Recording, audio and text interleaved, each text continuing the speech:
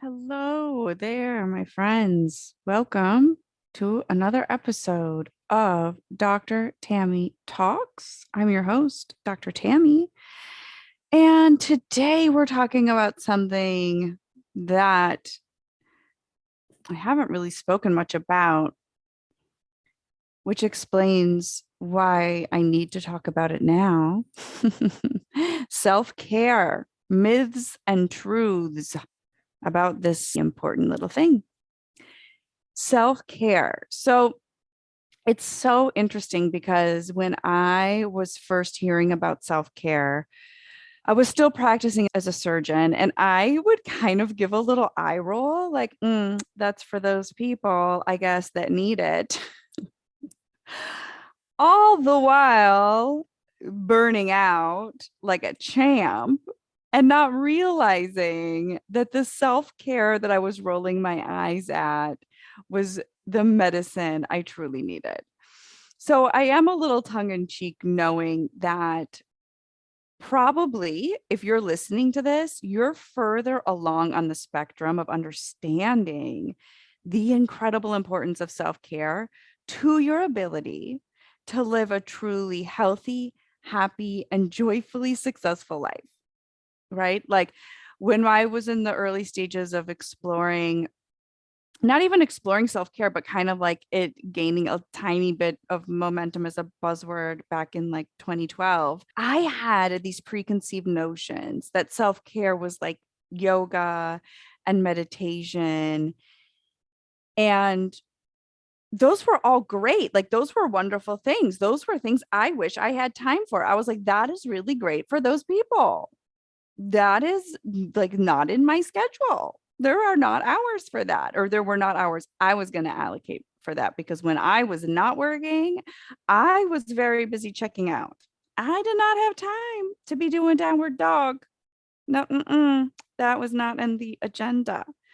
And so I thought that like minimum self-care, and this is where the myth of self-care I think is so pervasive, because even initially when I talk with clients or even friends about their self-care practices, it is not uncommon for me to hear from other people that their self-care routine is kind of like, oh, hey, like I get my hair cut and highlighted and I get my nails done and I go to the gym, I have a trainer, and those can all be self care activities if they're done with a certain intention of caring for yourself.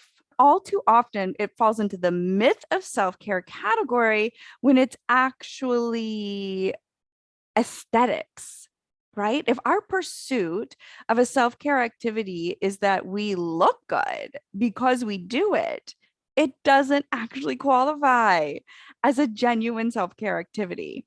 I know, earth shattering, right? Like, what, Dr. Tammy? Are you telling me that my whole self care routine is a myth? Maybe, or maybe not.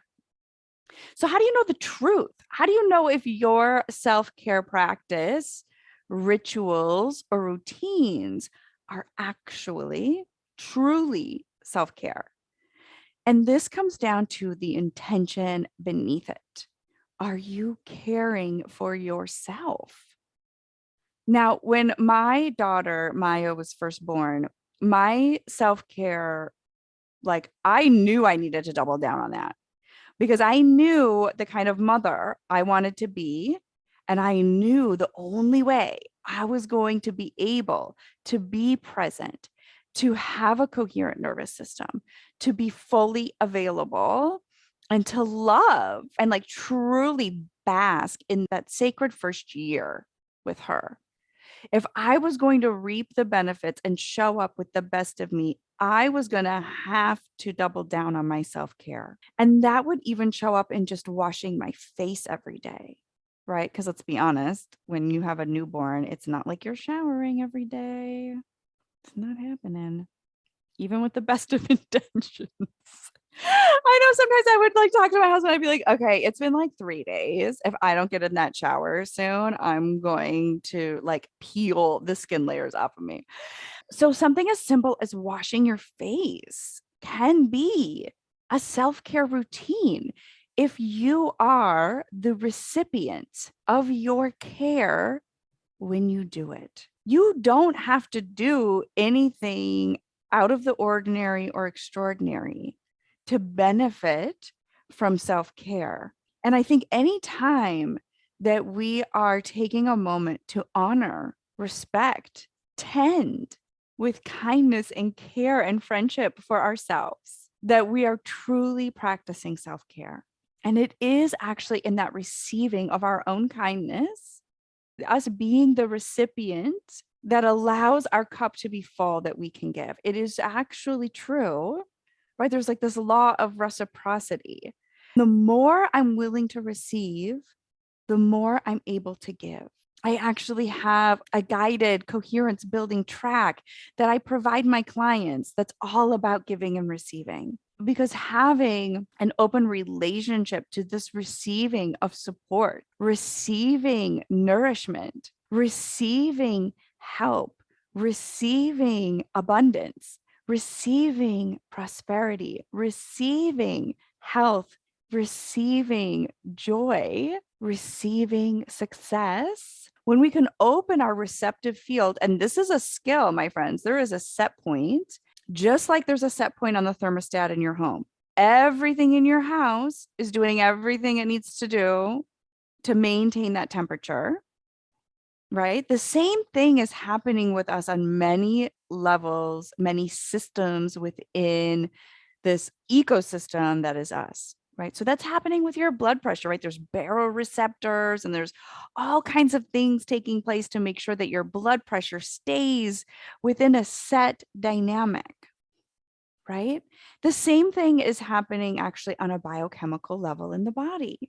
And so when we're experiencing stress for prolonged periods of time, on a physiological level, we become actually addicted to the cortisol and the epinephrine and these stress-related hormones and proteins that are prevalent in that sort of stress-based soup. And when we start nervous system training and we start training ourselves to limit unnecessary stress, 50% of it is totally 100% unnecessary.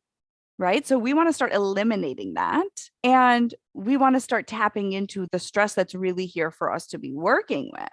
Because stress is always an invitation to evolve and grow when it's the proper stress, right? So we want to be really intentional with understanding what stress is ours and what isn't. And so in that process of, staying in our own lane, you can go back to the episode on Know Your Own Lane that really will help clean up like 50% of your stress right now. You will recognize in that practice afterwards that your set point for the cortisol and the epinephrine that the body is used to seeing unconsciously propels you into engaging in the activities that would have caused you stress, right? You go to pick up the phone to text that person that you can pick that fight up right where you left it, right? Or we reach for other stressful things or numbing things.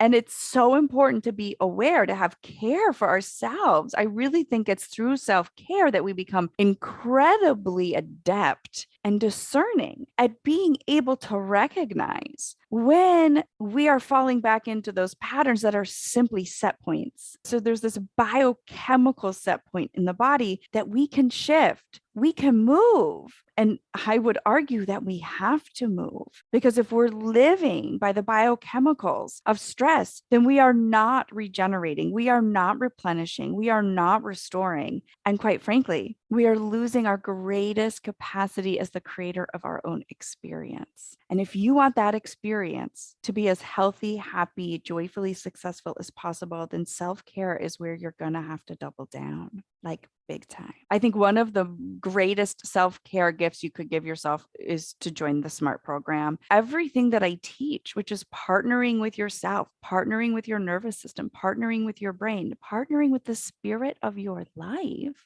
is like the most radical act of self-care that you could possibly engage in. So it's really interesting to me that it's taken me this long to actually talk about self-care on this podcast. I actually had an intervention today. by a very dear friend of mine who saw me struggling. I was having some serious, like, psychosomatic stuff going on. And this angel came to my home today and worked on me, worked on my craniofacial release all the way down through my rib cage, into my abdomen, through my psoas, deep into the I mean, I'm telling you, I felt amazing after this body work. And it was so amazing to me because I always love to look at this body and like everything is feedback. Everything is intelligent feedback. And I'm breathing while she's doing this. And I'm sitting there and I'm connecting to like, what is the deeper message here? Like, why am I in dire straits? And it was like, oh, honey, you forgot self care. You forgot. And so that's also why I'm talking about this. Like, it's easy to forget. We don't want to forget. And every time we do forget, it's okay. We'll get reminded one way or another. We'll get stuck in bed. We'll catch a cold. We'll, the body's going to tell us. The body will sit you down until you recalibrate to some self-care. I'm going to be more intentional about this. And I hope you are too, because needing self-care, there's nothing wrong with it. We all fall into that from time to time. There's nothing wrong with that. But what's even better is self-care because you care so much about yourself that you can't not. Because when we're practicing self-care, there is so much power that we unleash in our lives because we are nourished. We are fully resourced and we get to go out into the world from that place. We are so full that we can't help but be the most generous, compassionate, giving forces. And I know you did not come here to do this game of life to half-ass it. And so self-care is so important. And one of the greatest myths, I think, of self-care is actually also the reason why we don't practice it. There is conditioning and programming that is pervasive in this culture, this corporate industrial culture that we live in will have you convinced that your value is based on what you produce. And the reality is your value is priceless. Just the fact that you exist is an absolute miracle and you are worthy. You don't need to do anything to be worthy. And I spent many hours in bed today with my fennel and peppermint tea with fresh ginger and fresh lemon that my friend made for me, that then I made again for myself later because it felt so good. And I just sat there with myself, directing care to this physical body that is housing me, that carries me, that does so much for me. And your body is doing so much for you. I would hope that we come out of this command and control relationship with our bodies, one that has been instigated and perpetuated by the corporate industrial complex, and that we come into true reverence with this human body and this human experience, because this is sacred. This is sacred territory. There is a whole universe going on inside of you. And when you realize that everything that's in your outer experience is a direct reflection of everything that's within you, you will be thrilled to do this work because you'll see the results. You will see the creativity. You will see the confidence. You will see the genius. You will see your ability to be generous and give. You will see new ways, new opportunities. You will see yourself flourish and thrive in every way possible. This is my wish for you. I'm so happy you're here. We are together, truly unraveling, repatterning, and reprogramming a whole set of conditions that do not serve us anymore. This is the most exciting work. It's the best work of my life. I'm so honored to share it with you. I hope you'll continue to take it further with me or with anyone. Like, I just want to see you be your best, live your best. And we can only do that when we're willing to give and receive and receive and receive. This was a good one. This was one I needed.